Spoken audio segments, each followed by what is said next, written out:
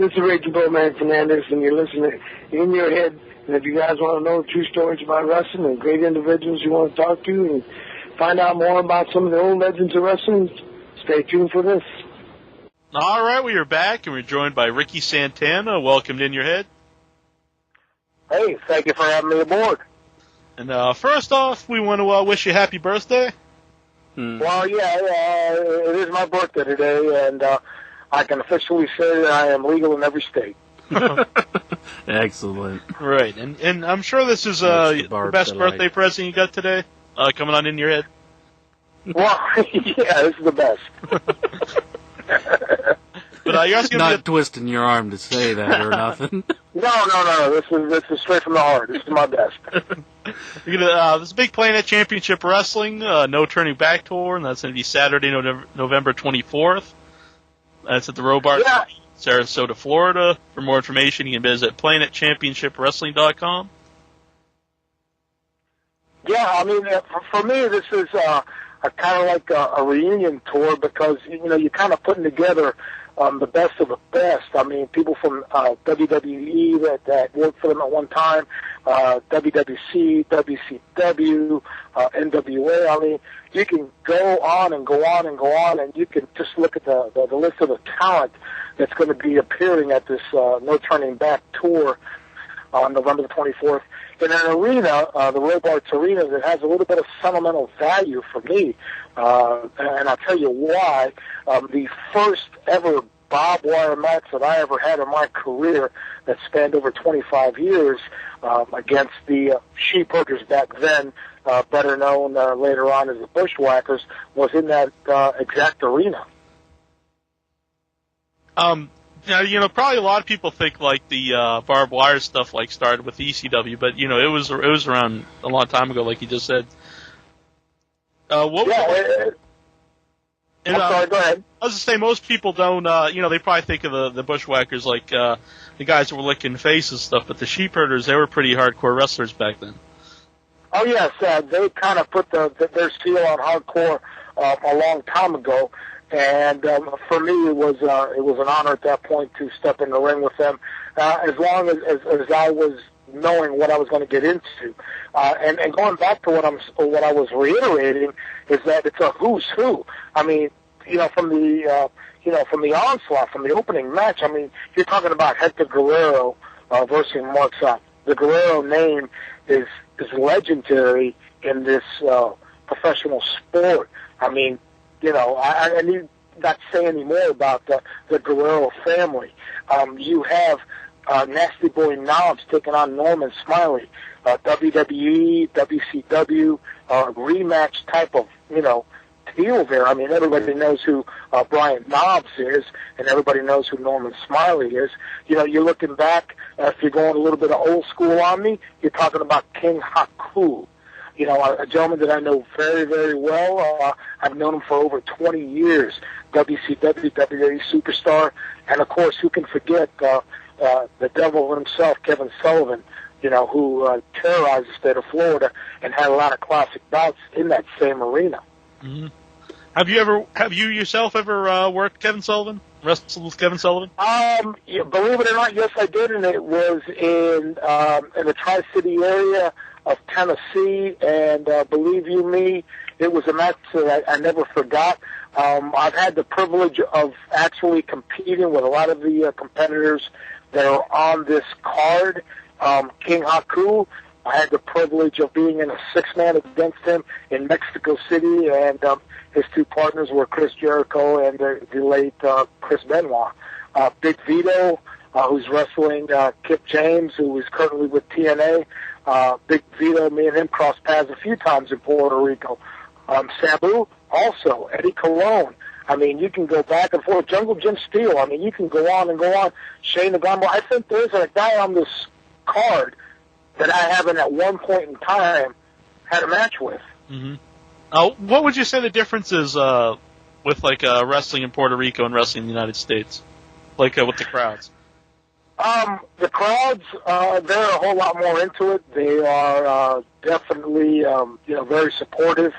They want to see the old school blood and guts, kick-ass type of wrestling. I mean, it's not for everybody. It's a unique breed, just like if you're a Japanese fan, that's a unique breed in itself. You know, everybody's got their own following.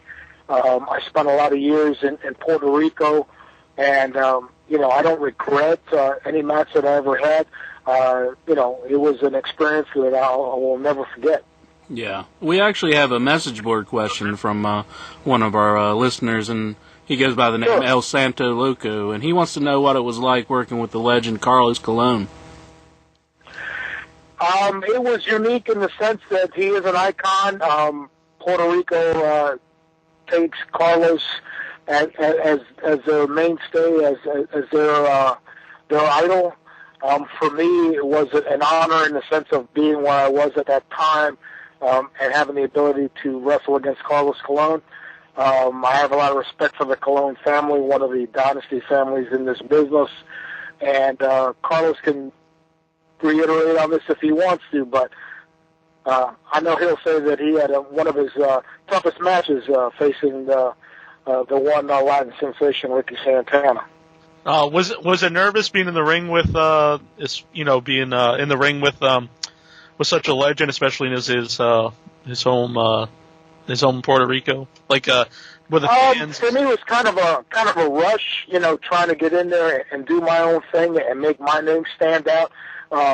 After a period of time, I've kind of established my own status in Puerto Rico, and I have a lot of Puerto Rican fans, good or bad or indifferent. For me, it was another step, just like it was the first time I went to Japan and stepped in the ring with Andre the Giant. Mm-hmm. Have you ever wrestled Barry Horowitz before? No, I know of Barry Horowitz. His career spans, quite a few years. I know Barry likes to boast a little bit and brag about how good he is and, that he can do everything better than anybody. But you know what? My message to Barry Horowitz is the following. You know, everybody can talk a good game, everybody can bring a good game, but you know what? When you step into that squared circle, especially in my backyard, because I spent so many years with Florida Championship Wrestling, you know, you better bring it, just don't sing it. And I'm looking forward to meeting Barry Horowitz one-on-one, head-on for the first time in my career. Is that where he got to start, too, in Florida? That's where I originally had my first dealings with Barry Horowitz, was in Florida. I don't exactly know where he actually started, but since his introduction into the pro wrestling business, he hasn't changed too much. He's been pretty vocal about, you know, how much he can do and what he can do. I'm just curious to see if everything that he says is what he's really going to do. What would you tell people the difference is between watching wrestling on TV and actually being there live in the arena? Well, you know, when you're watching on TV, you don't have that aura of the crowd kind of being behind you, feeling the actual emotion, hearing the actual thuds and the falls. It's a whole new experience. I can remember when I was a child, and my father, God rest his soul, would take us down to the Miami Beach Convention Center and would put us in there, as close to ringside as we could get, and you could actually hear the actual chops and the slaps and the actual hitting. It's a whole new experience, and if you've never been to a live wrestling event, you're having the opportunity of a lifetime on November 24th with Planet Championship Wrestling. The No Turning Back tour is a tour that's going to show you a lot of different styles, a lot of different athletes from the past, from the present, and a lot of stars from the future. So I do believe that if you don't have your ticket, you need to step up. You need to get down there as early as possible, stand in line and get your ticket, because there's a lot of talent on this show that I would not want to miss. I wish that this was the case back in my day, where from the beginning match to the Planet Heavyweight Championship match between the original Brent Dail and Apollo, you would have the opportunity to not only see ECW stars, WWE stars, WWC stars, WCW stars, second-generation stars as Enrico Suave and Hurricane Castillo. I mean, the list goes on and on. This is a ticket that you don't want to miss. You can also get tickets if you call 941-580-1861. We got a caller here. We got Brian on the line. You're on air with Ricky Santana. Do you have a question? Oh, well, actually, yeah, I was a little bit surprised. I thought this was the Mitzi High was going to be on tonight. He's going to be on the second hour. Okay. My question was, and I don't know if this question has been brought up, but I honestly don't know. Are you actually related to Vito Santana, or is that really not his last name? Well, no, I'm not related, but I feel that I am because for the longest time I did start my career in the WWF, as it was known back then, and a lot of the veterans, being that I was a young rookie, took a liking, took me under the wing, and Tito was one of them, and we remained that relationship for a long time. So yeah, I kind of consider them family, but from a legal stance, no. Okay. All right. Well, I was just curious, but thank you very much. Thank you. Thanks for calling, Brian. Do you guys ever think about doing like a Santana Brothers team? It crossed my mind. For me, it would be an honor because Tito did make a namesake for himself for many years, and he was with WWF and WWE for a long time, and I did the NWA WCW route, and I thought it would have been one of those things that would have kind of culminated my career. Everybody has their kind of goals and everything. For me, it was to do that, go to Japan and kind of wrestle on every continent in the world, and I accomplished a lot of those things. The only thing I didn't accomplish was, at one point in time, being able to tag team with Tito Santana. Mm-hmm.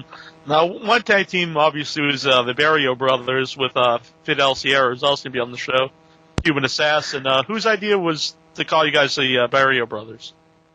Well, it was kind of a give and go thing between me and Fidel. Originally, for many years, we were the Cuban Connection, and we needed something a little different, a little more upbeat and modern with what was going on. And, I took it into a literal translation as the Barry Brothers, as Boys in the Hood, because me and Fidel did, kind of grow up together in this business, and, we go back a long ways, and we have a lot of personal ties in the sense of family members and things of that nature. So, it was something that we kind of agreed upon when we were at WCW. Did you guys think they would give a bigger push or anything to the tag team? You know what? We're a pretty good push at the Cuban Connection. I mean, we did, at one point in time, defeat the Rock and Roll Express. It was short-lived, but we did do that, and, we had a run with the Sheep Herders. We did a lot of things as a Cuban Connection. We just needed to give them something different, being that we were in the, into the 90s, the mid-90s, late 90s, and having to deal with different tag teams. So, you kind of try to put a little twist on something. Someone here in our chat room, Chunky, he wants to know what your favorite match was when you were working in WCW. Actually, I have to, go back. If it's a WCW match, I think it was when me and Fidel Sierra had to, wrestle Lex Luger and Sting. If you want to go back and go back into the NWA days, obviously my favorite match was wrestling Ric Flair. No, definitely. Well, yeah, what was that like, just being in the ring with the Nature Boy? An honor and a classic for me. I was on the Worldwide show, which was produced as a syndicated show out of Charlotte, and I went 5 out of the 6 segments, which means that I was actually in the ring over 45 minutes with the Nature Boy, and to me that was the stepping stone for me, stepping from where I was at to mainstay, and Nature Boy is the ultimate professional in that aspect. I tell people that story, and I said, I wrestled Ric Flair when he was 3-time world champion. Right. Do you have any good stories about Ric Flair outside of the ring?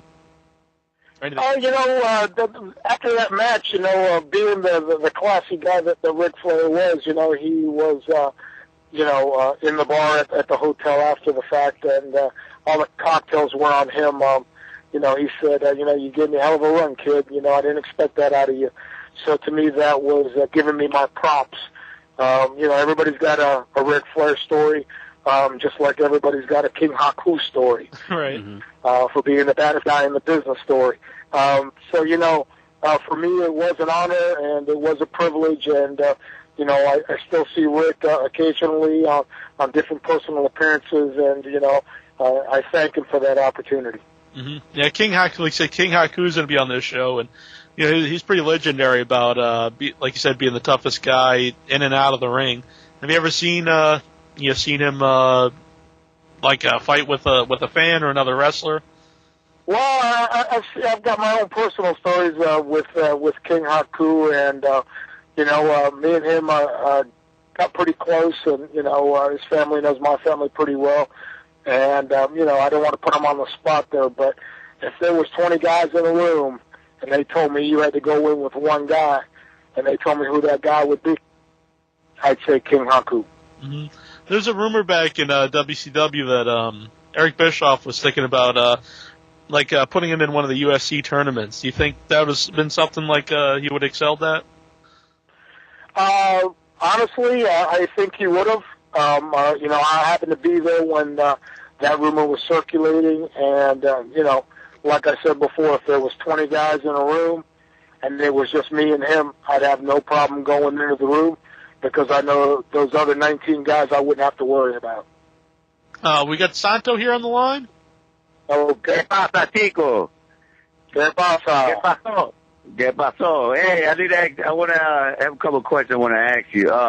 What other guys, young and coming guys, you see out there, like in Puerto Rico right now, that looks promising right now? Do you think? Well, you know, there's a lot of good talent down there. Obviously, Eddie Cologne is a guy who's been kind of set back due to the popularity of his brother. I think Apollo has the opportunity to make a big name stay for himself. In the upper echelon of the pro wrestling business. Ricky Banderas is a hard worker, and you know, he's got all the tools. I think those are the three major young guys that I look at. My money would be on Eddie Cologne, not because I had wrestled there for so long, but he showed me a lot of talent. And you know, I was just down there last year, and I saw something out of Eddie that was, you know, championship material and money drawing material. Okay. Another thing, Abdullah the Butcher, is that, do you ever have matches with him over there in Puerto Rico? I know he goes there, used to go there a lot. Yeah, I had a couple matches with Abdullah the Butcher in Puerto Rico, but my actual first match with Abdullah was in Japan. And to say the least, that was a very unique experience. Abdullah the Butcher is idolized in Japan, and for me to be in there and dealing with that was an honor for me. You know, I had the opportunity in Japan to wrestle with a lot of the Hall of Famers, as I want to call it. Abdullah the Butcher, the Giant Baba, Andre the Giant, Stan Hansen, you know, Dr. Death Steve Williams, the late Terry Gordy. You know, I've been blessed with a lot of things in my career, and I've been in a lot of places. So, you know, a lot of people would like to have been in my shoes, and then again, a lot of people would have not liked to have been in my shoes, right, just depending on who I was actually confronting that evening. All right. All right, man. Well, thank you for... All right. Gracias, amigo. Thanks for calling. De nada, papá. Cuídate. All right. Okay. Gracias, man. Okay. Is it different wrestling in Japan because of the crowd's pretty silent there, except for like, you know, they clap for big moves, but you know, it's different than an American audience. Oh yeah, exactly. I mean, you can lose every match on the tour as long as you give 110%. The Japanese fans will love you. They just like to see competition. If anybody slacks or sandbags, then you know you're kind of written off. But if you go out there and give it your best shot, then they're going to love you, you know, regardless if you win or lose.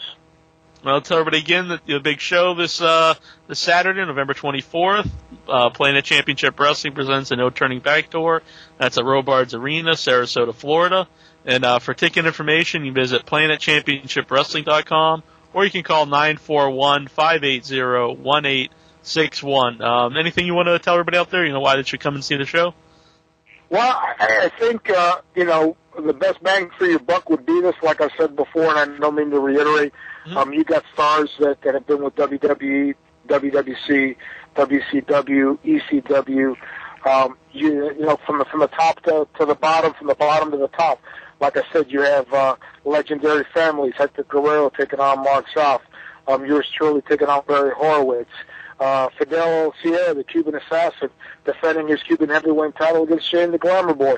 A gentleman who, if you have any Puerto Rican fans out there, know who Shane the Glamour Boy is. Nasty Boy Knobs, he got to say more, against Orlando Smiley, the Big Wiggle. Second generation, Rico Suave or the Don Castillo taking on the Shane twins with hardcore giant Ron Nemi. The Shane twins were part of WWE. Legendary King Haku taking on, who else? The Devil Kevin Sullivan, WCW, NWA, Big Vito, the guy who wears a dress. You know, I ain't got nothing to say about that. If that's your thing, do it. Against Kip James, you know, currently with TNA, former WWE, you know, part of that original DX crowd. Sabu, homicidal, genocidal, suicidal, taking on second generation, you know, family, same thing, Eddie Cologne. Then you got the main event, Planet Heavyweight Championship title match, the original Brent Dail, who had a lot to do with. He came out of the Dory Funk camp out of Ocala, Florida, taking on Apollo, another up-and-coming star who happens to be the champion. This right here is worth every penny that you spend to get into Robarts Arena, a legendary arena. I expect everybody to be there. I expect everybody to come up to me that is hearing my voice or is within shout of my voice and say, hey, Ricky, you know, good to see you back. Heard you on the radio. I'm here. I'm supporting what you're doing. And that's what it's all about, you know. Sometimes you got to give back to the fans because they've been there for so long. And, you know, we have a mixture of old school and new school, and that's the best thing that you can offer if you're looking for the best price for your buck. So I expect everybody to be there on November 24th at 7 p.m. at Robarts Arena, legendary. And I want to thank you and everybody that's listened to me within chat's range, giving me the opportunity to do what I've loved for so long, for over 25 years. Thank you once again. We really appreciate you coming on tonight. Well, I appreciate you being so attentive to me and let me ramble on for as long as you did. It's been a pleasure. It's been an honor. And I hope to see everybody out at Robarts Arena this Saturday night at 7 p.m. All right, can we keep you here for 1 second? Sure. This is the Cuban assassin, Fidel Sierra, the Cuban heavyweight champion, and you're on In Your Head.